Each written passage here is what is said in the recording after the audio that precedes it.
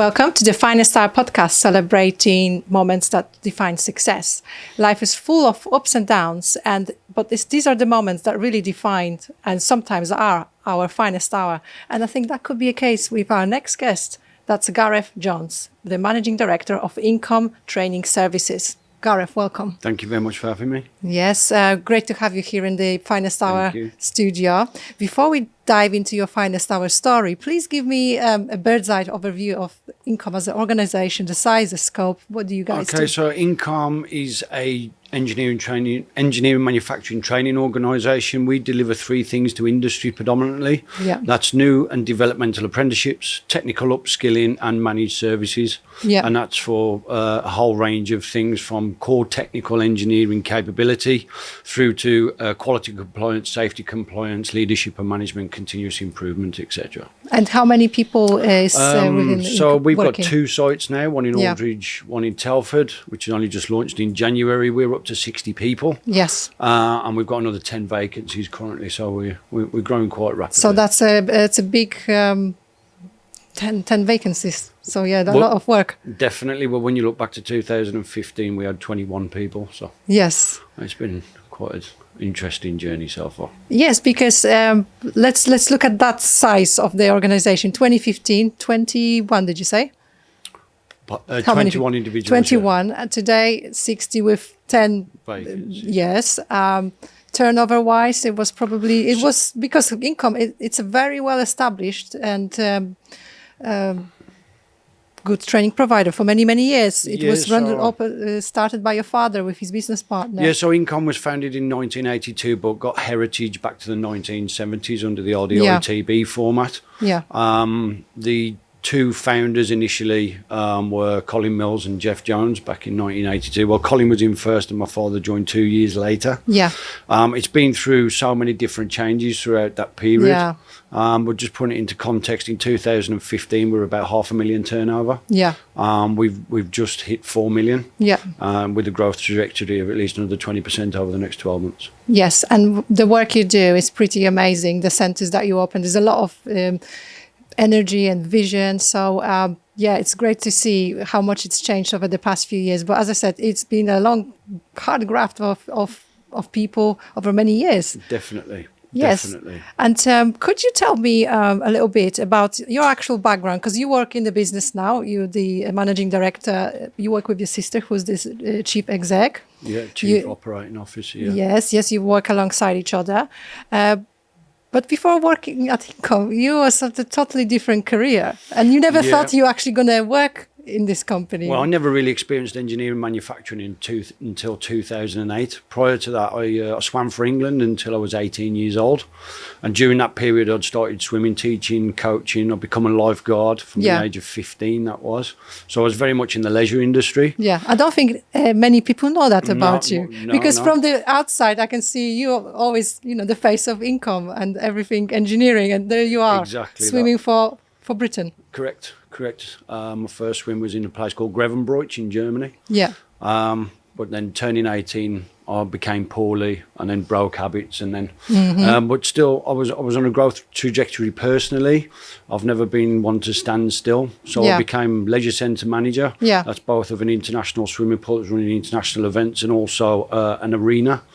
Everything from cycling to badminton, table tennis events and so on. And that taught me a lot really. So you talk about customer care, operations, health and safety, culture, managing people.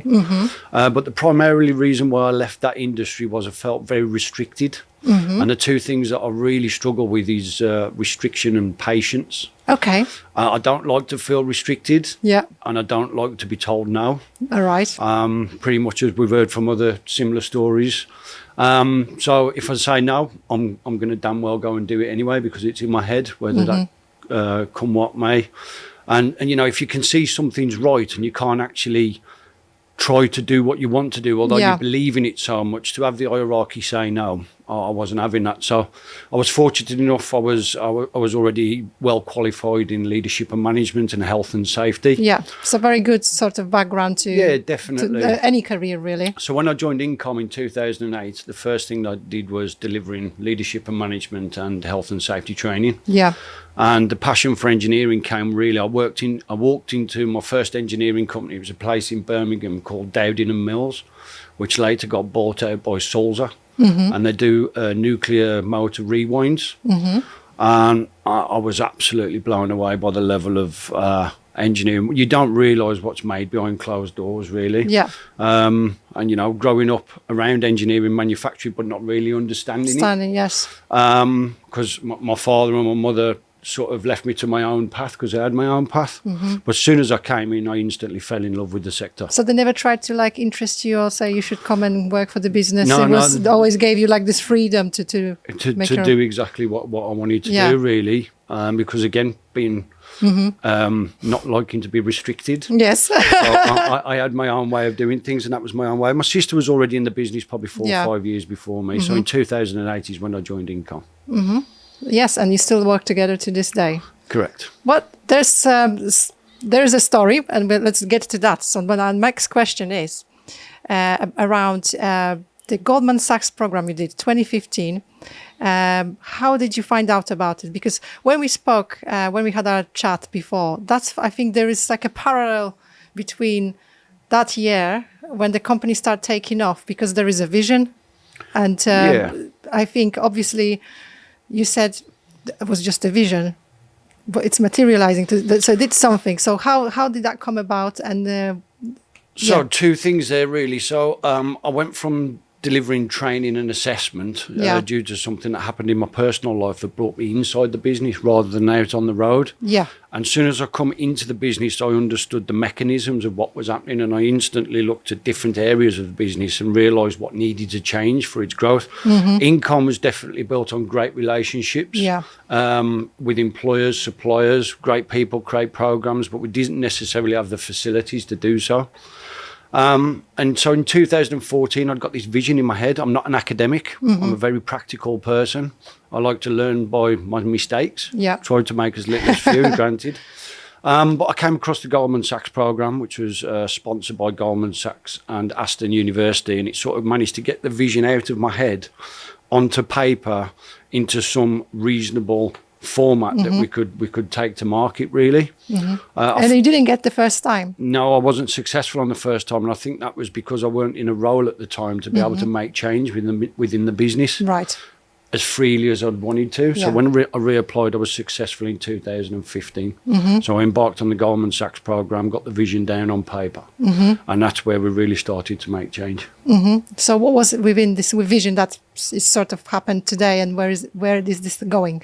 Okay, so for In-Comm, we only exist because industry exists. There's no two ways about it. We should be the support mechanism and leg up for industry's sustainability and growth. So we have to be reflective of that. It's pointless having an awarding body dictating the curriculum. The curriculum really should be bespoke by industry. And I think that's where we really made way. So our model is forming curriculum content and training facilities in partnership with organisations to actually deliver what's needed, not what's necessarily funded or off the shelf. Exactly, yes. And not all employers are bought into that, really.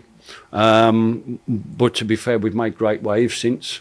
Some projects have worked extremely well.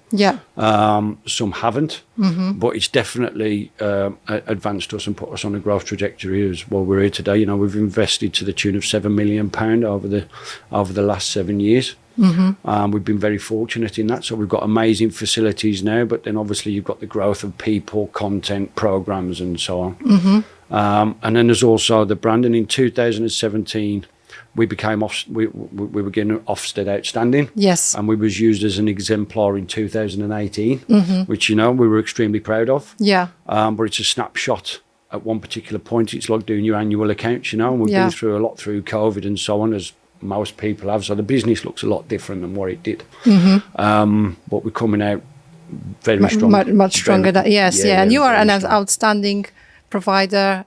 You do great work with community. So Yeah, great name to be associated with. Thank you. And in terms of maybe a little bit personal, Yeah. because obviously it's a family business. Like every family business, there are challenges. And you mentioned to me that the family is paramount in life, in business. So, Correct.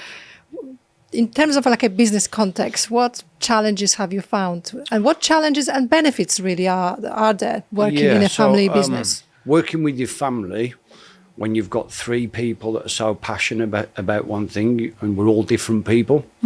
And as I've already said, like being restricted and patience is one of my key triggers, should we say. That does cause friction, but it's all coming from a good place. Yeah. But I thought, so during 2019, I'd got to a position where I thought, okay, I've took this as far as I can for the time being. Yeah. And I handed in my resignation without another job to go to on 6 months' notice, because I felt like I needed to spread my wings to go and try what I've delivered at In-Comm in the wider industrial market. Yeah, because you really developed that interest in the industrial market by then, big time. Yeah, definitely. We delivered a couple of one £4 million project, one £2.5 million project to really advance the company. Yeah. So. About 3 months into my notice, I was fortunate enough that an opportunity to come along to go and join the engineering technology group. They were acquiring a company called AK Technologies at the time. Yes. So in 2019 August, I joined HK Technologies and was part of, as MD and was part of the leadership team that integrated that into the wider group. And that was integrating, shutting down a facility, systems, processes, people, and moving that in and interacting that into a larger offering, really. So that was a quite interesting time for you, because you had witnessed the acquisition. So it's something that you mentioned to me, potentially something you want to do in the future. Definitely, opening any business, and that's why I tip my cap to anybody that starts a business from scratch, because it's hard lines. Yeah, there's no two ways about it now. In the last 7 years, I think we've started 3 from scratch. Some have worked, some haven't. Yeah. They've all worked in their own way, just not in the way that we wanted them to. Yeah. So being part of an acquisition was something that I hadn't done before. Yeah. So that was awesome to be part of that process and learn. Although it was in a very short, focused pace of time because of what eventually then went on to happen in 2020, it gave me great competence, knowledge, and experience, really. Yeah, and I think we're sort of getting into that 2020, which, a lot of people think, yes, that's when the pandemic started. But for you, I think it's quite a different dimension of what happened, because, business is doing okay. But, okay, there's a global pandemic. We work, we put graft in, but like your family experienced quite a big tragedy, really. And it was, painful for everybody around you, and Yeah, definitely. So in March the pandemic hit. I was working at ETG at the time. I'd left my shareholding at In-Comm, and so there was no textbook for the pandemic, wasn't it? No. Everybody just did exactly what they felt was the best thing to do at the time. And I have to say, the team at ETG and AK were actually absolutely top draw with their staff. Yeah. The compassion, the care of what was happening. Yeah. But we had the unfortunate experience of completely out the blue. My father passed away in the July.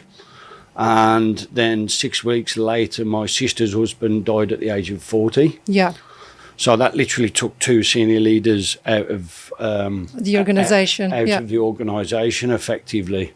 So there was no way I was going to let In-Comm. No, you could have watched that from afar. Yeah. So I had conversations with AK. I mean, bearing in mind I'd only been there, 10 months, 11 months, effectively. I mean, by the time I went back to In-Comm, it was in the October. Yeah.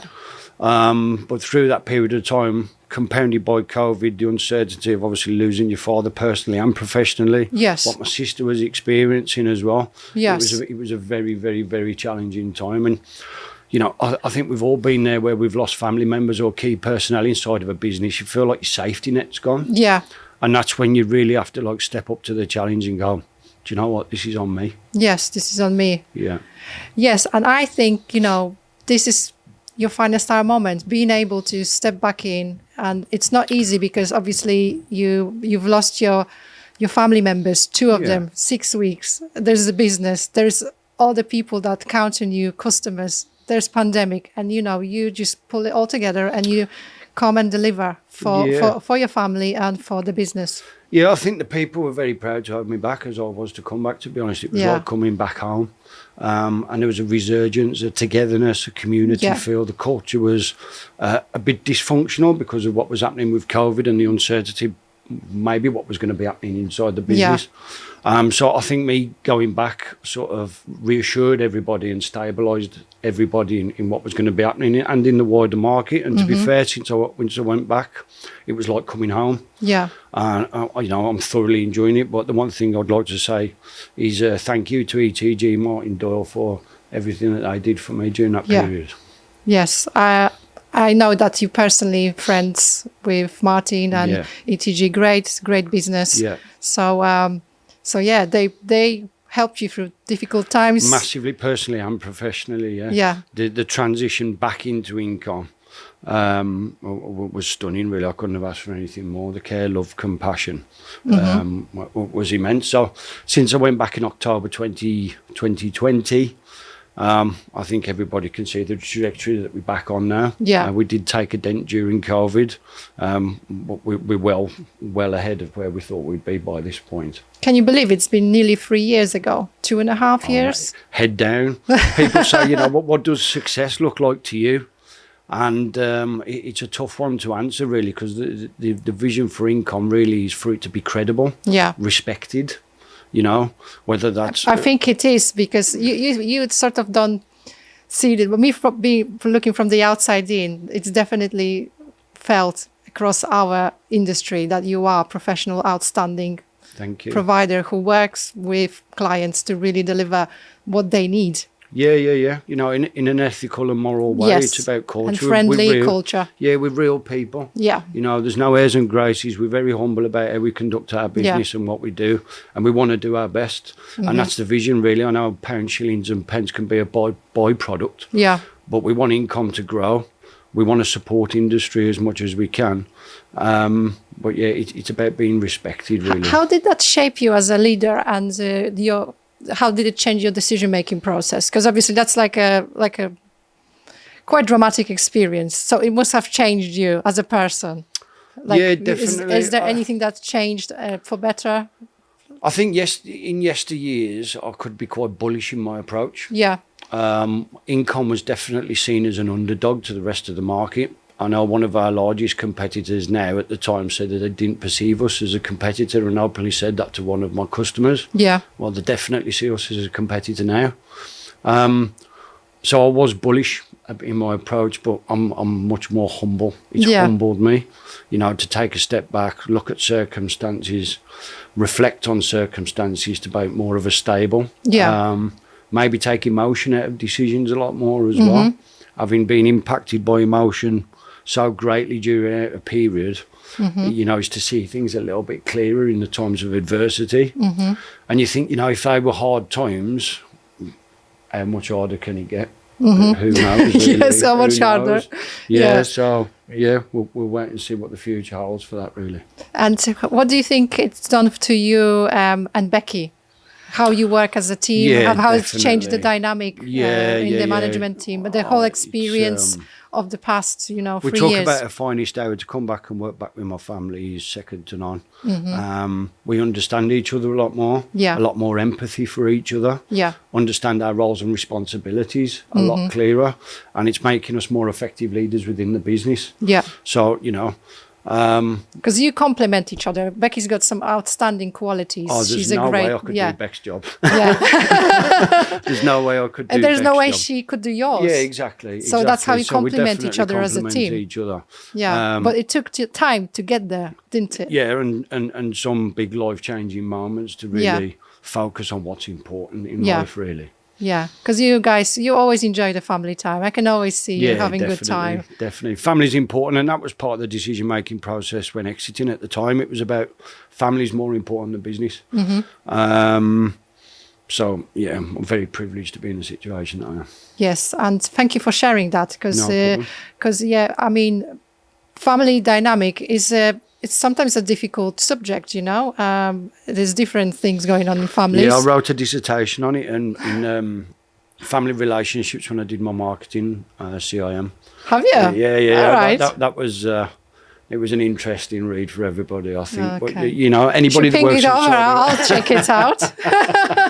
I wrote that in 2014, so it might be slightly interesting different if I to wrote reflect on that if you looked at that. Yeah. So in terms of looking back, question I always ask, you know, what advice would you give to younger Gareth? Oh man, is there anything? Yeah. Take a step back.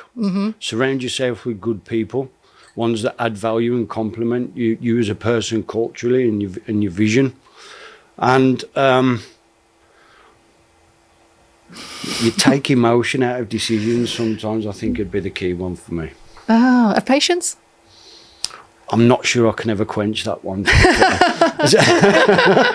You know, time waits for no man. Yeah. And we want to continue on our growth strategy. And yeah. I'm more reflective for sure. Brilliant. And in terms of your inspiration, who inspired you, Wow. changed you? Like, okay, so there's probably three things there that inspires me, and I may have touched on them already. One's industry, one's people, and one's being the underdog. So I've already mentioned in terms of industry being an inspiration, what happens behind closed doors and the magic of what's happening in the engineering manufacturing sector within England, within Britain, and the success of the UK industrial economy. I'd like to think that we're adding value to that regionally, and that's definitely a motivation. People, the people that I work with, the people that I work for, and my father was definitely an inspiration, and his partner Colin Mills, what he did for me personally and professionally through the hard times, you know, definitely an inspiration. And then being the underdog, I just want In-Comm to be a respected training provider that does a fantastic job for industry. So there's the motivation, really. There's the motivation, and it really comes from the heart. I know it. And the businesses that you work with, the lives that you've changed through your work, that must really give you a really good feel factor. Well, you imagine, you know, we've got 750 apprentices. We have 1,200 adult learners going through our programs every year. And when we talk about people being the motivation, I've been there, 15 years. It was only yesterday I bumped into an individual that I know started in 2019, and he's now a senior leader inside an organisation. And you know, we hug. You know, and that's the fantastic thing to see. You know, you're starting people on their career path, whether they stay in engineering manufacturing, whether they stay as an engineer or wherever they breed to. It's just awesome to see what we do. And you know, there's individuals coming out the woodwork now that we've worked with periodically, you know, early in the 80s. There's one at Lander, the sales director. He started his life at In-Comm. There's one at ZF Lemforder. So many stories, so many people that it makes the hair stand up on your arm, you know. Gareth, thank you very much for talking to me today. It was very inspiring to hear about your journey, especially, you know, your finest hour moments. And may this continue, may this growth continues, the vision comes to life. I really wish you and the team at In-Comm, and thank you very much Thank you for changing the lives of people around you and being such a great guest. Thank you very much. Thank you very much for tuning in for this episode of The Finest Hour. Today, I hope you've learned something new from Gareth about leadership and family. Please like, share and subscribe this podcast so we can reach more people striving for their finest hour. Thank you. Goodbye.